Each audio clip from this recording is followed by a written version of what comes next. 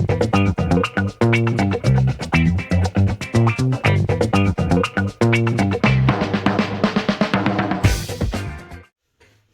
morning, everyone. It's Thursday, and let's check the date. Yep, April 23rd, and this is the 26th episode of the Nerdy Cool Dad podcast. Feeling a little tired today, so I decided I'm going to sit through this one and just take it easy. It's Thursday, and yeah, looking forward to kind of ending up, or I don't know, finishing the week at some point. Obviously tomorrow. Just doing some relaxing. I've been pretty tired this week, and I already had a tea, and that didn't really do much for me. So maybe I just need to go to bed a little earlier than like 12:30, 1 o'clock every night. Maybe that's the key. You have to be determined, of course. So we'll see how things go. Yeah. So I mean, things I wanted to talk about today. I actually made a pretty good list. Take it easy on the political talk, because I've been kind of fired up early on in the week, or I guess throughout the week, and I mean rightfully so. There's so many stupid things going on, so I'll start with some political talk and then ease my way into some more lighthearted stuff. But the big thing really is states opening up. Georgia's going to be the first state to officially pretty much open up everything.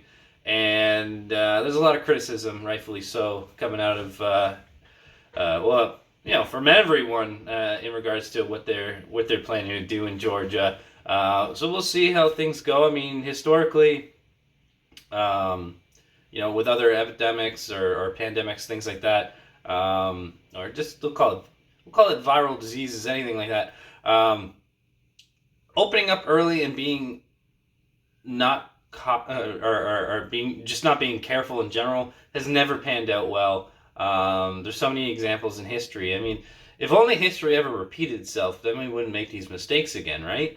So I don't know. At this point, I'm shaking my head. Honestly, I don't plan to go to the U.S. anytime soon. It's really a shame because I had to cancel my Disney World trip, and I just don't feel really comfortable. I mean, ironically, this is just me. I mean, it is what it is, right?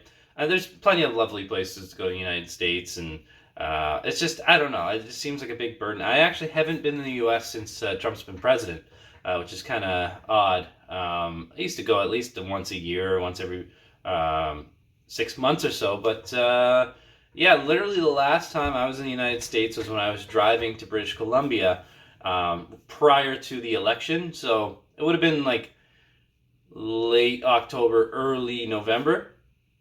And then the election happened, and the rest is history, really. So it's kind of interesting, but yeah, I don't know. I just don't. I think this COVID-19 issue is going to stick around longer than people think, and the numbers are not. Like when you see or you assume things are going down, or we're starting to flatten that curve, at least in the U.S., amount of cases on a daily basis is going down by 5,000 to 8,000. Then it spikes up again, so we're right back up to that, close to that 30,000 a day mark. Over 2,000 people are dying every day. So I mean, if they don't want to take it seriously anymore, then that's their motive. I mean, it's a shame. And the thing that really bothers me is, like, you think, well, it's the United States, it is what it is. The problem is, living in Canada, and I'd be curious about other parts of the world that are heavily influenced by the United States. We get a lot of their media. I mean, we're next door neighbors. We can't help but notice what's going on, right? So a lot of the mentalities are kind of crossing over to the border too, and you look at Canada's numbers, and you can make an argument like, what are we doing? Where people aren't going to work, and we're social distancing. We have very few cases in comparison to other countries, and the reason we have that is because we're being cautious. So I'm optimistic as to the measures that been taken in Canada, and I think we're doing a fantastic job. I just want to keep it up. Huge shout out to everyone working in the as nurses, doctors, anything at healthcare professionals. big thank you to you, and keep doing what you do. The interesting thing is, and yesterday I kind of pointed this out and sort of reneged on it a bit. I was talking about the difference between a lot of conservatives and liberals, and I understand. There's a line drawn in the sand, um, but I have to give credit where credit's due, and I actually think that Doug Ford is doing a really good job. He's when he was on the campaign trail running for the premier of Ontario, he had it really good. Like I just think he had it in the bag. He was his campaign was about the people and all this stuff, and people criticized him, but at the time who he was running against, it was not much of a competition in my opinion. So you can be ridiculed that maybe you weren't the best candidate, and then you just won because you were going up against like no competition. And he was criticized prior to this COVID-19 stuff going on because teacher strikes, all that, and maybe a lot of people just dislike him in general. But what I can say is throughout this whole pandemic, he's been authoritative. He hasn't budged on his measures and how he wants to tackle this thing. He's not. When you think of stereotypical conservative behaviors, at least from what we're seeing in the U.S., it's not the same story here, and it's refreshing to see. He's not suggesting we all need to get back to work, and the prime minister is being ridiculous, and we need to fight against this and all that bullshit. It's the complete opposite. So it gives me hope, and it's. Another thing that he's big on is Canadian manufacturing, specifically in Ontario, obviously, because he's the premier of Ontario. But it's refreshing to see again. Nothing but good things to say right now. We'll see what the future holds. But ironically, I was having a discussion with my mom last night about this sort of subject, and we were discussing the fact that maybe a guy like Doug Ford ends up running for Prime Minister of Canada. And you said that 6 months ago. You're like, you look at me like I was crazy. But you can judge someone based on, a situation like this, a high pressure situation where all eyes are on you and you do a good job. And that's very effective in the long term. As to how you plan this, the stance you took, the rest is yet to be seen. But I think he's kind of that mix between what people idolize or idealize Trump to be as this person who's gonna be done with your typical politics. We're gonna focus on what's good for the nation and all this sort of stuff without the huge amount of corruption and bullshit that came with Trump. So I don't know. Maybe 6 months from now I sound like an idiot and none of this makes any sense. But I wouldn't be surprised. Again, I've expressed my dissatisfaction with Andrew Scheer. I just think he's the worst. I don't know why anyone would appoint him to be the leader of anything. And I'm not gonna waste my breath because I just really dislike that person. Anyways, we'll see what the future brings, and excited for the future in general, right? Now that's all I'm going to talk about with politics. I think we've all had our fill of politics, so let's move on to some more lighthearted stuff. Yesterday was Earth Day. A lot of people have been watching this new documentary by Michael Moore, and admittedly, I haven't had a chance to watch it. It's on my queue. I'm probably going to watch it tomorrow. Seems like a good sort of like Friday night thing. I was gonna watch it last night, but then the runtime's an hour and 40 minutes, and I just wasn't in the mood at the time to devote that kind of attention to something. But I'm gonna get at it, and a lot of people seem to be quite affected by it. At the end of the day, yeah, we still need to improve. big time. I see a lot of people going through wasting way too much. I'm yeah, just in my own neighborhood. I'm probably the only person that composts. I'm very adamant about not using too much garbage. Literally, all my garbage is wrappers of things. So it would be nicer if companies could find alternative ways to package their products. They're a little bit more environmentally friendly. That would be a good start. Yeah, when I typically on a garbage day, I'm lucky to fill one garbage bag, and my neighbors and I'm a family of three, and a dog, and my neighbors to the right of me, it's just two couples. They rent. One couple rents upstairs, one couple rents downstairs. Every 2 weeks, they have like 6 garbage bags. Like, why? That makes no sense. So, and they're a younger couple. Across the street, I think they own 2 properties. It's hard to say. They've been renovating one of them for a while, so I don't know what's going on. This week they had like 8 garbage bags. So I just don't get it. How people can waste so much. I mean, well, I do kind of get where it comes from. People are just lazy. You got to separate things. You got to be more cautious about what you're purchasing, why you're purchasing it. What is really bad is apartment buildings and condos, especially the apartment buildings. Like, I've lived in condos, I've lived in apartment buildings, I've lived in student housing. They're all cesspools for garbage because, well, students are lazy as fuck. They don't do any recycling most of the time.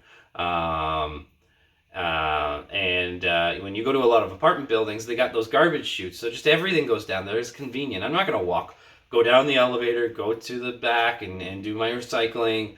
When I could just throw it all down the chute and let the apartment tenant or the whoever manages the waste disposal deal with that sort of thing. And condos can be just as bad.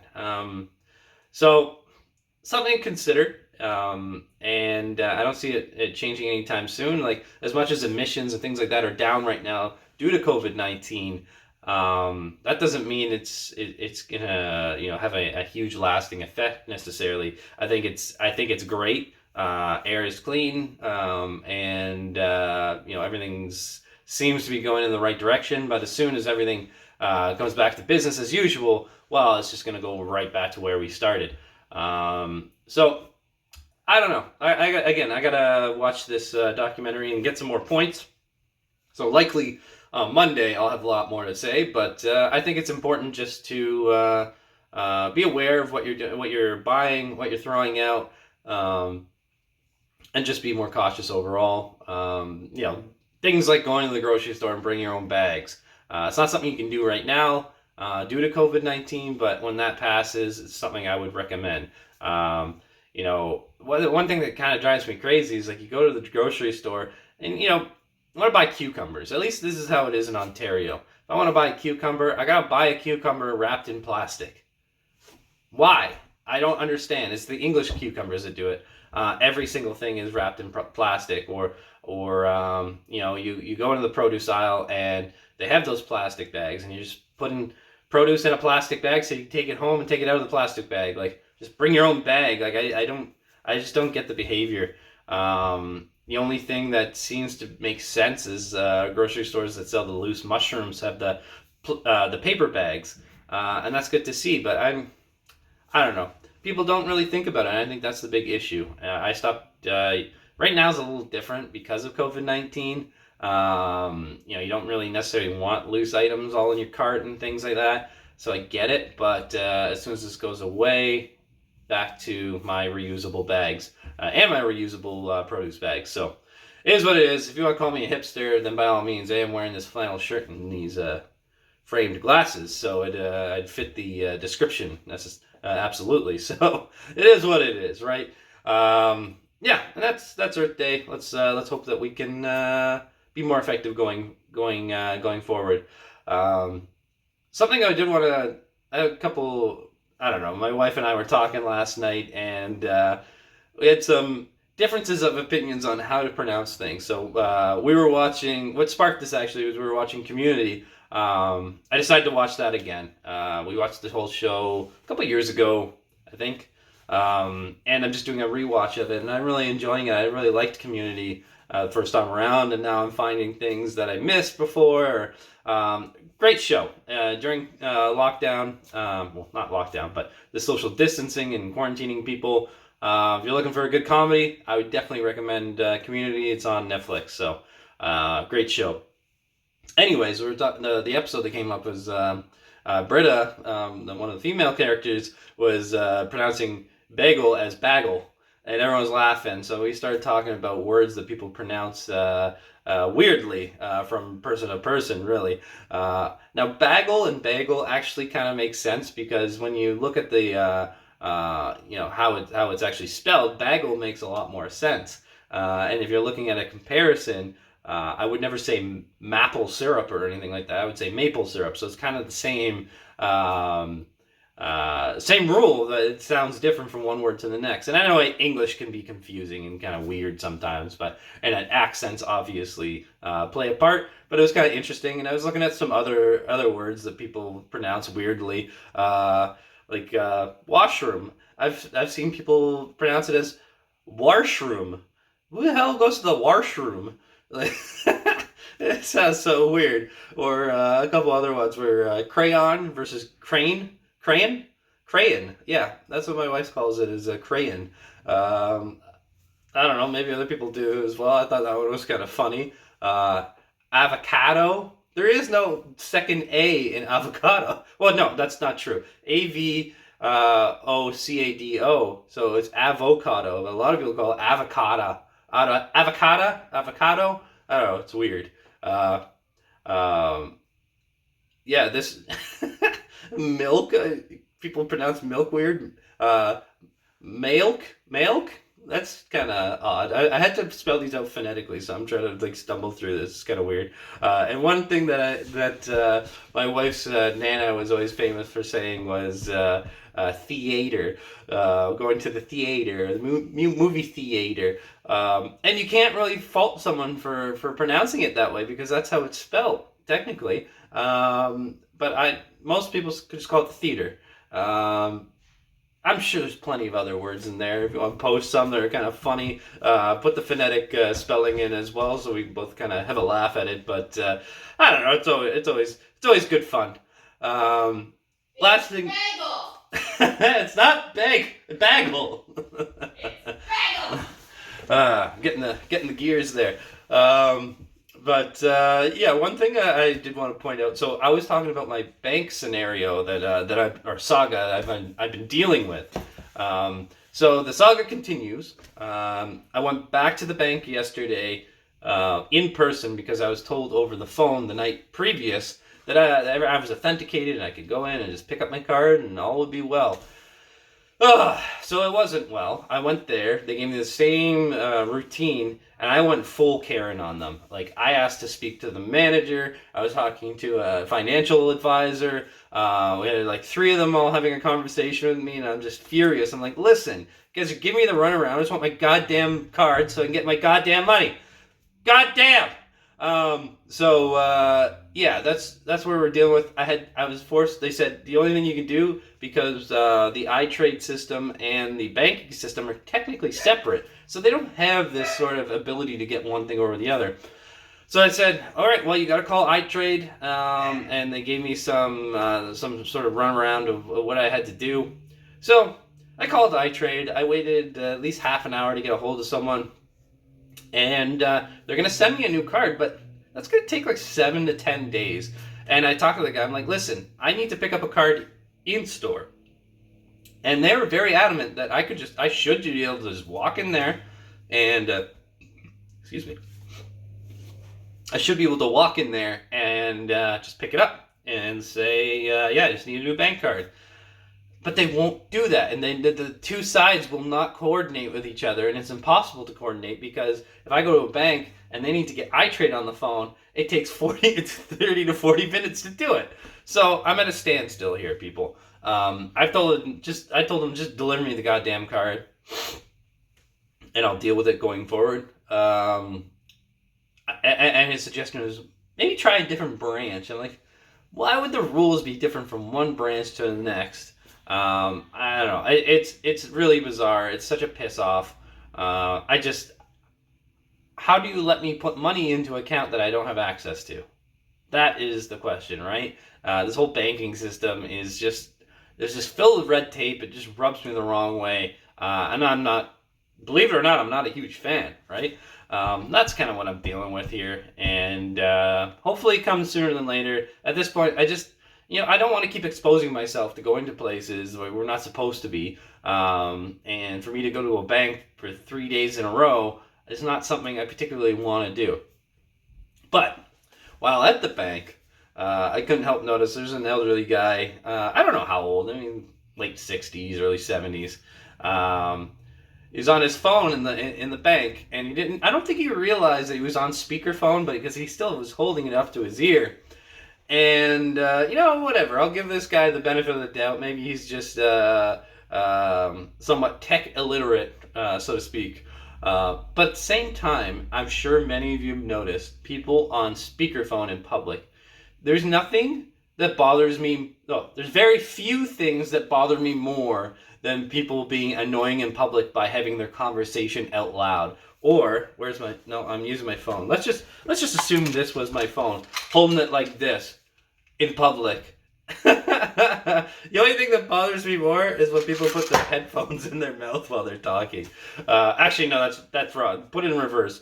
That still bothers me more being in speakerphone, like walking down the street or being in a place where, like a bus or something. Like, fuck off. Are you serious? No one wants to hear your conversation. I don't know why you have a chip on your shoulder to think that people want to. It's like you're waiting for someone to tell you to fuck off so that you can create a confrontation with them.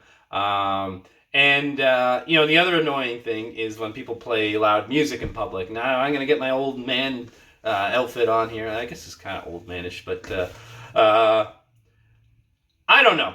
If you are walking down the street with the speaker on you, so that everywhere you go you have to listen to music, and it's usually obnoxious music, like some sort of like intense reggae music, or I don't know, some sort of, kids listen to the rap music these days, right? Something like that. And I don't know, I find it so obnoxious. It actually brings me back to a time, this was, God, probably 10 years ago. I went on a big camping trip with a bunch of friends from university, and we ended up at this place. We didn't want to actually be there, but we were kind of last minute, had to pick a place, right? I won't get into the details, but it's one of those camping spots where, like, it's just like a big open field. It might as well just be a giant concert kind of thing, and not a lot of rules go on.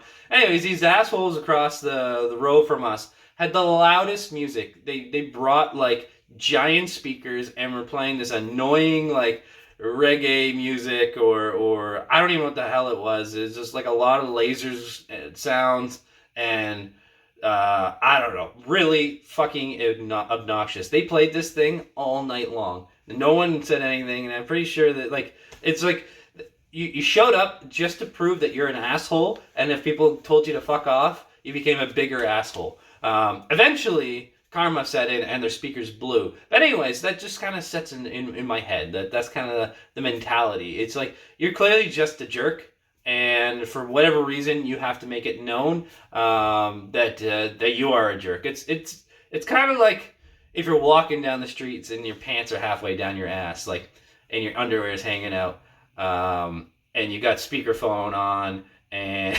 I don't know, giant sign that says I'm a huge douchebag. That's kind of what I'm getting at. Anyways, that's my old man rant for the day. I'm gonna let you all go, and we'll be back tomorrow with the Friday edition, and set you off for the weekend in a lovely way. And don't forget, stay the fuck home as much as possible. Subscribe to my channel, and keep fighting the good fight, people.